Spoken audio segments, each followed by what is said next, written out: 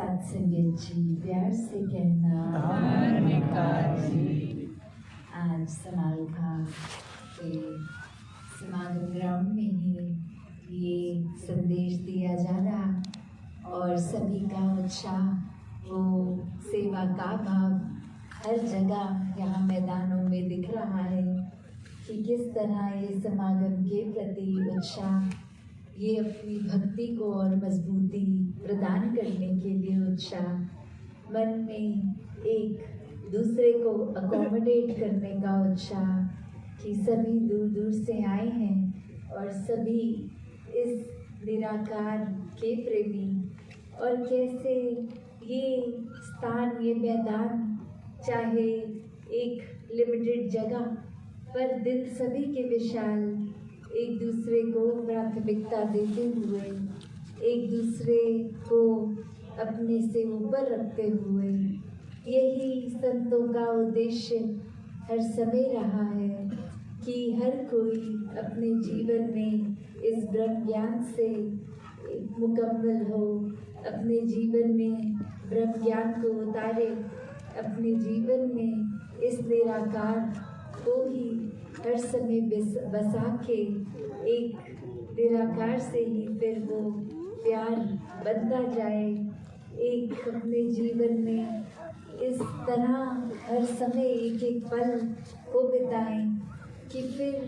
कोई नज़रिया भी किसी का कैसा हो, उसमें एक हमें फर्क नहीं पड़ता, क्योंकि हर कोई अपने बैकग्राउंड से है, एक अपने कल्चर से है, किसी तरह भी खाना पीना उठना बैठना एक रीति रिवाज सभी के, तो हर एक को अपनाना और वही भाव कि हर एक में निराकार को ही देखना है, तो सभी श्रेष्ठ हैं। तो मन में वही भाव युगों युगों से जो संतों ने सिखाया कि कैसे एक जीवन को पूर्णता से जीना है, ये बहुत ही लाइटली नहीं लेना। सिर्फ वो बात नहीं कि ब्रह्म ज्ञान तक की यात्रा है, पर यात्रा तो ब्रह्म ज्ञान से शुरू होती है कि अब जब ये निराकार है, हर समय इसका एहसास है, तो कैसे जीवन जी रहे हैं, तो क्या वाकई में ये जो ब्रह्म ज्ञान लिया वो समझ आया, उसको जीवन में उतारा, या फिर आंख बंद करके ही उजाला होने के बावजूद जीते चले जा रहे हैं।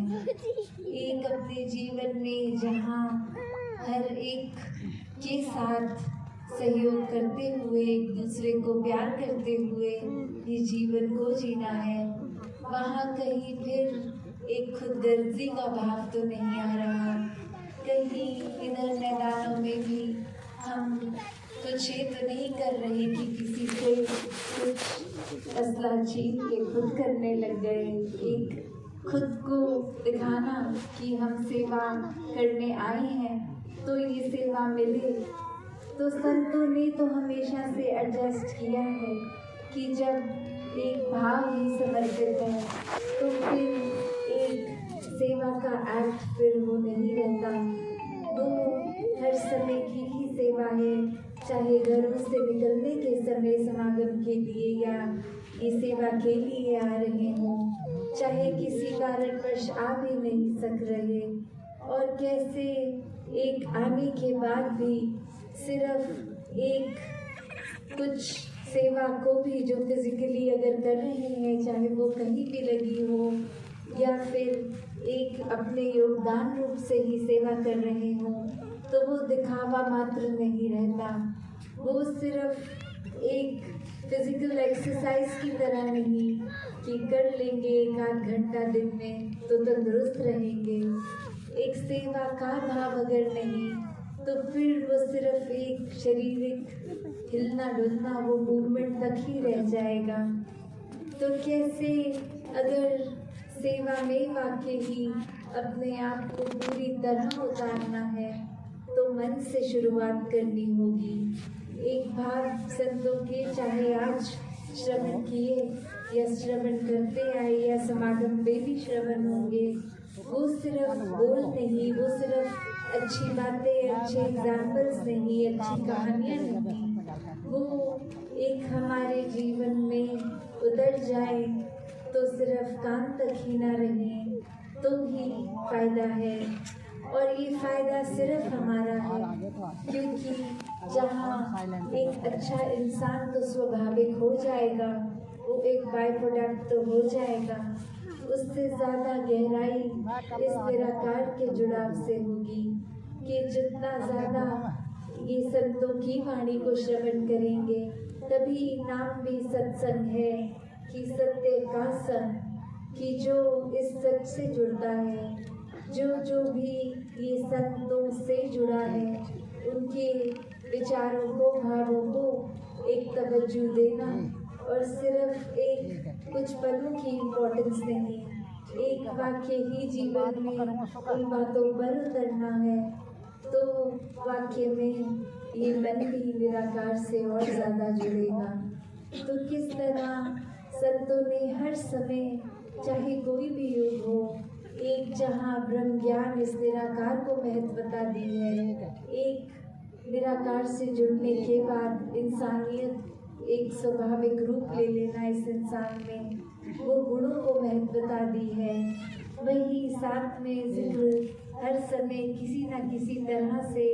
सेवा सुमिरन और सत्संग का ही आता है। और वो यही भाव कि सुमिरन जहाँ एक वो हमें कन्वीनियंस है कि 24 घंटे करा जा सकता है, किसी भी पल, एक किसी भी परिस्थिति में, सिर्फ ये मन का असली रूप में निराकार से जुड़ना हो, वो सिर्फ शब्दों तक ही वो 3 वाक्य की तरह ना करें, एक अरदास हर समय भक्त की इस निराकार से जुड़ाव के बाद वो सिमरन रूप हमेशा का, जहाँ सेवा भी एक कुछ लिमिटेड घंटों की नहीं, एक हर समय की, कहीं भी हो, घर में, बाहर, सत्संग में,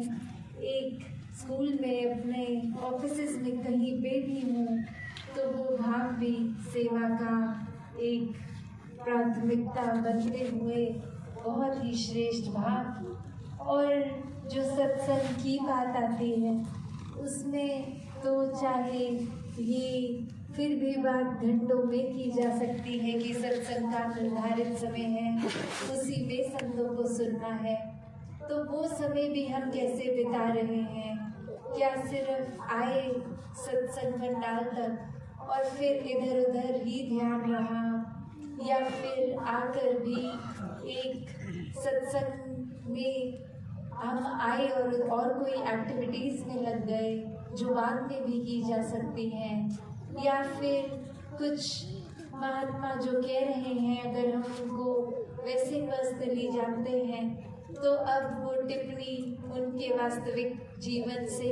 हम करने लग गए कि ये बोल क्या रहे हैं पर ये जीते कैसे हैं, या फिर एक गुरु कि हम सुन तो रहे हैं बात पर मन में फिर सोच रहे हैं ये बात तो मुझ पे लागू नहीं होती, मैं तो ऐसा हरगिज़ नहीं हूँ, ये जो बातें आ रही हैं ये किसी और के लिए हैं। और फिर ऐसे सोच के साथ ही कोई एक व्यक्ति विशेष ध्यान में भी आ जाता है जो हमें किसी कारण से अगर हमारी नापसंद भी कर सकते हैं, तो बात रही कि हाँ उनके जीवन में ये कमी है, ये बात अगर वो सुनते तो वो एक सुधर सकते थे। तो बात वही कि सत्संग में आके भी हम क्या कर रहे हैं, एक सिर्फ टाइम पास के तौर पे चलो आज कुछ नहीं कर रहे तो कुछ देर संडे का सत्संग कर लें, क्या ये इस भाव से आ रहे हैं? अगर बात ये है तो एक अपने आप को ब्रह्म ज्ञान होने के बावजूद भी जगाने का समय आ गया है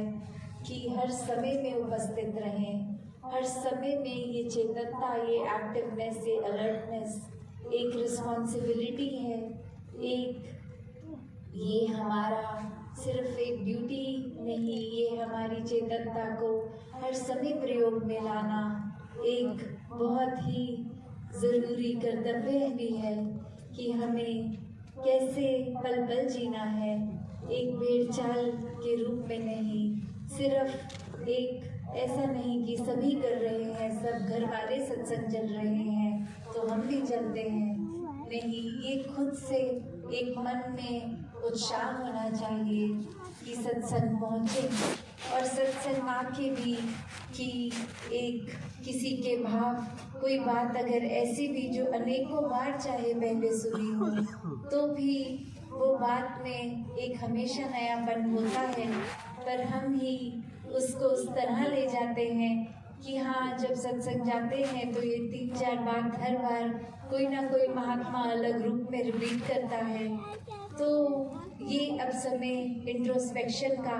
अपने मन के अंदर खुद कहाँ खड़े हैं ये जांचने का,